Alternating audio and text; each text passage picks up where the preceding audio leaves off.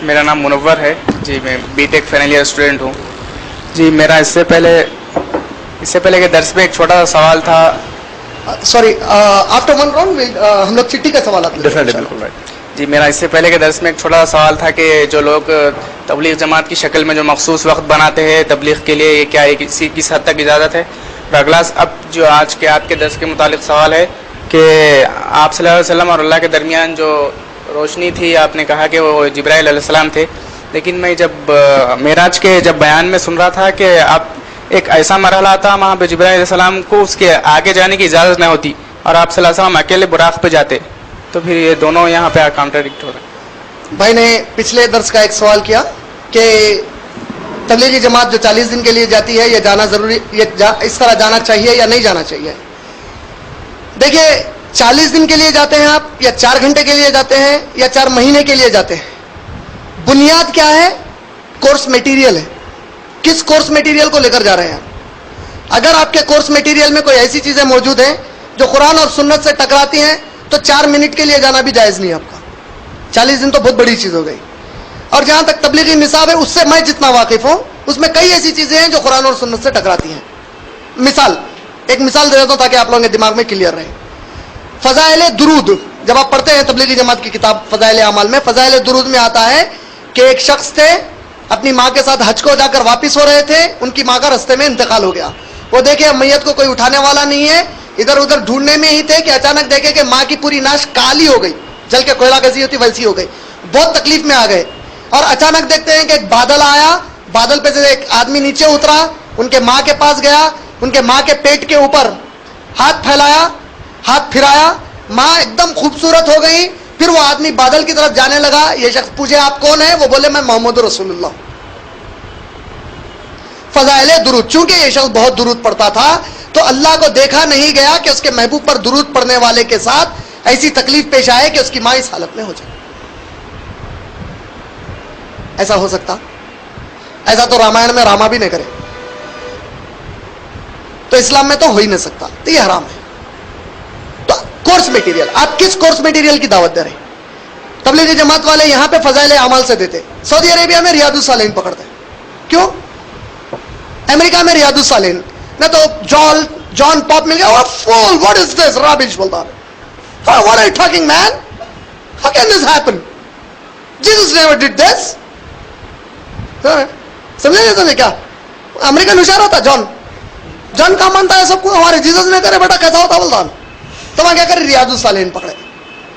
تو یہ چیٹنگ. دیکھیے میں آپ کو کلیئر بتاتا ہوں، IRF کا ایک کانسیپٹ کلیئر ہے. We don't speak against anybody unless and until somebody asks us. اب پوچھنے کے بعد امانت داری ہے. آپ میرے کو پوچھیں گے ابلیس کیسا ہے تو بولنے پڑے گا. ارے نہیں بھائی اس کے بارے میں کیسا برائی کروں بولے غیبت ہوتی، بولے غیبت کہاں ہوتی؟ بولنا پڑے گا، سامنے کو ہوشیار کروں گا. تو اس طریقے سے کوئی چیز غلط ہے تو غلط ہے. کون سی جماعت صحیح ہے؟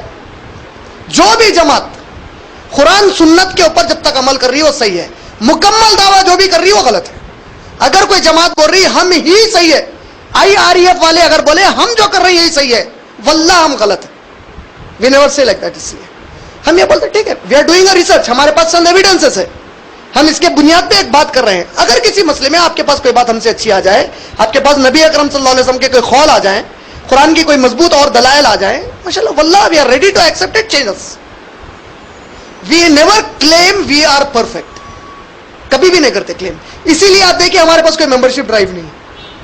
وائی؟ ممبرشپ کا مطلب کیا ہے؟ یہ یقین سے اب میں چھوں میرے ہی چھو جاؤ تم بولے سا.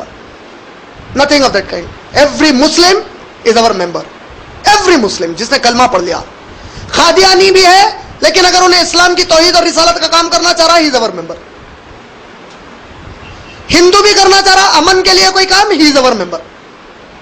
تو ہمارے پاس membership is very broad. There is nothing as جماعت. ہاں اب قرآن اور سنت پہ کون ہے؟ اہل حدیث.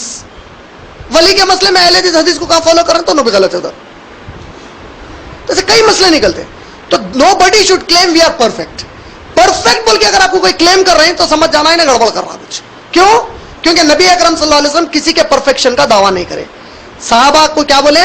ستفترق امتی علی 73 فرقۃ، میرے انقریب گزرنے کے بعد 73 فرقوں میں امت بٹ جائے گی. کلہم فی النار، پورے جہنم میں جائیں گے، الا واحدہ، سوائے ایک کے. ترمذی شریف حدیث نمبر 171. قالوا من هم یا رسول اللہ, اے اللہ کے نبی وہ ایک کون ہوں گے؟ تو نبی اکرم صلی اللہ علیہ وسلم نے جواب میں فرمایا جو کوئی میرے اور میرے صحابہ کے طریقے پر رہیں گے وہ جنت میں نہیں جائیں گے, جنت میں جائیں گے. سورہ بقرہ سورہ نمبر 2 آیت نمبر 137 میں اللہ نے کہا ہدایت والے صرف وہ ہیں جو تم لوگوں کی طرح ایمان لائے. قرآن کس پر نازل ہو رہی تھی؟ نبی صلی اللہ علیہ وسلم پر. وہاں ایمان والے لوگ کون تھے؟ صحابہ, جو یہ طریقے پہ ایمان والے ہیں. اس سے ہٹ گئے اگر کوئی بھی, اللہ تعالیٰ بولے فرقے بنا دیتے لوگ. سورہ مومنون سورہ نمبر 23 آیت نمبر 51 and 52. اے نبی آپ دیکھیں گے جن لوگوں نے اپنے دین کے ٹکڑے کر لیے ہیں, ہر جماعت اور گروہ اس پر مطمئن ہے جو اس کے پاس موجود ہے, آپ ان کو ان کے حال پر چھوڑ دو, قیامت میں اللہ ان کا فیصلہ کر دے گا. Perfection nobody should claim. ہم دعا کریں گے کہ اے اللہ ہم جو کچھ سیکھ رہے ہیں اور سکھا رہے ہیں کسی کو, ہم کو اس میں توفیق عطا فرما کہ ہم وہی باتیں بتائیں جو قرآن اور نبی اکرم صلی اللہ علیہ وسلم کے صحیح تعلیمات کے مطابق ہو. اے اللہ قیامت میں ان لوگوں میں شامل کر دے جس کے لیے نبی اکرم صلی اللہ علیہ وسلم شفاعت کرنے والے ہیں. ہمارے لیے شفاعت کریں گے دعویٰ ہے, اللہ کو تکبر نہیں پسند ہے. تو یہ بات پہ کلیئر ہو جائیے. تبلیغی جماعت کا مسئلہ جہاں تک ہے رہا, جہاں تک میرا مسئلہ معراج کا واقعہ, ہو سکتا تھوڑا سا آپ کمیونیکیشن میں مس کمیونیکیٹ کر لیے. میں کبھی بھی نہیں بولا کہ جبرائیل علیہ السلام اللہ کے اور نبی اکرم صلی اللہ علیہ وسلم کے بیچ میں تھے. میں یہ بتایا کہ معراج کے واقعے کے اوپر جب عائشہ رضی اللہ تعالیٰ عنہ کہتی ہیں کہ نبی صلی اللہ علیہ وسلم نے فرمایا اے عائشہ میں کیسے اللہ کو دیکھ سکتا ہوں, میرے اور اللہ کے بیچ میں ایک نور کی چادر تھی, ایک نور کا پردہ تھا, اللہ اس کے پیچھے تھا. بولے یہ کہاں کا ہے؟ معراج کا واقعہ ہے.